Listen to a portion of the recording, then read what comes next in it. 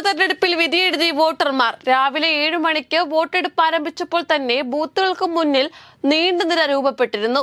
ഇടവിട്ട് പെയ്ത മഴയൊന്നും വോട്ടർമാരുടെ ആവേശത്തിന് തടസ്സമായില്ല.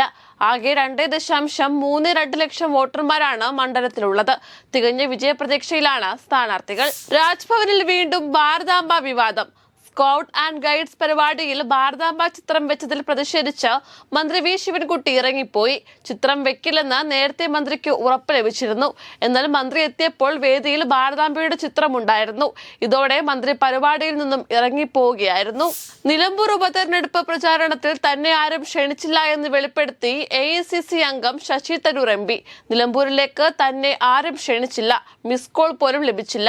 ക്ഷണിച്ചിരുന്നുവെങ്കിൽ പോകുമായിരുന്നുവെന്നും ശശി തരൂർ പറഞ്ഞു. ഭാരതാംബ ചിത്രവുമായി ബന്ധപ്പെട്ട വിവാദത്തിൽ വിശദീകരണവുമായി രാജ്ഭവൻ. ഭാരതാംബയുടെ ചിത്രം ഒഴിവാക്കുമെന്ന് ആർക്കും ഉറപ്പ് കൊടുത്തിട്ടില്ലെന്ന് രാജ്ഭവൻ വിശദീകരിച്ചു.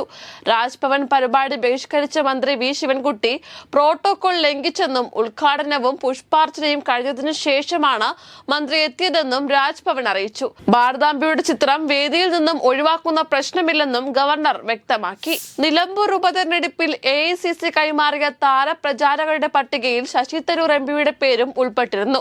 തെരഞ്ഞെടുപ്പ് കമ്മീഷന് കൈമാറിയ പട്ടികയിലാണ് ശശി തരൂരിന്റെ പേര് ഉൾപ്പെട്ടിരുന്നത്. പട്ടികയിൽ 8ാമതായാണ് തരൂരിന്റെ പേര് ഉൾപ്പെടുത്തിയിരുന്നത്. 40 നേതാക്കളുടെ പട്ടികയാണ് AICC കൈമാറിയിരുന്നത്.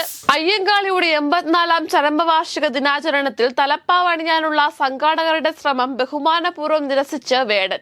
അങ്ങനെ ചെയ്യരുതെന്ന് സംഘാടകരോട് പറഞ്ഞ് വേടൻ തലപ്പാവ് അണിയുന്നത് തടയുകയും കയ്യിൽ വാങ്ങുകയുമായിരുന്നു. സംഘാടകർ പ്രതീകാത്മകമായി വേടന് വാളും സമ്മാനിച്ചിരുന്നു.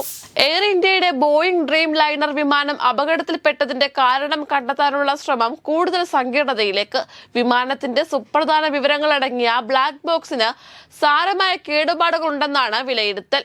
വിവരം വീണ്ടെടുക്കാനായി ഇപ്പോൾ അമേരിക്കയുടെ സഹായം തേടിയിരിക്കുകയാണെന്ന് അന്വേഷണ സംഘം വ്യക്തമാക്കി.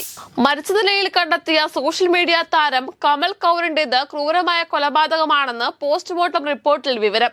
ഇൻഫ്ലുവൻസറുടെ ശരീരത്തിൽ അസാധാരണ മുറിവുകൾ ഉള്ളതായി പോസ്റ്റ്മോർട്ടത്തിൽ കണ്ടെത്തി. കമലിന്റെ കഴുത്തിലും തുടകളിലും സ്വകാര്യ ഭാഗങ്ങളിലുമാണ് സംശയാസ്പദമായ ചില മുറിവുകൾ കണ്ടെത്തിയിരിക്കുന്നത്. എന്നാൽ ലൈംഗിക അതിക്രമം നടന്നതായുള്ള തെളിവുകളൊന്നും റിപ്പോർട്ടിൽ പറയുന്നില്ല. ഹിസ്ബുള്ളയുടെ ലിറ്റാനി മേഖലയിലെ പീരങ്കി കമാൻഡർ യാസിൻ അബ്ദൈൻ മൊനേയി എസഡിനാണ് കൊല്ലപ്പെട്ടതെന്ന് ഇസ്രയേലിന്റെ സൈനിക വക്താവ് അവിചായ് അളാറിയെ ഉദ്ധരിച്ച് അന്താരാഷ്ട്ര വാർത്താ ഏജൻസിയായ അൽ ജസീറ റിപ്പോർട്ട് ചെയ്യുന്നു. ഇസ്രയേൽ ഇറാൻ നടത്തിയ മിസൈൽ ആക്രമണത്തിൽ വ്യാപക നാശനഷ്ടമെന്ന റിപ്പോർട്ട്.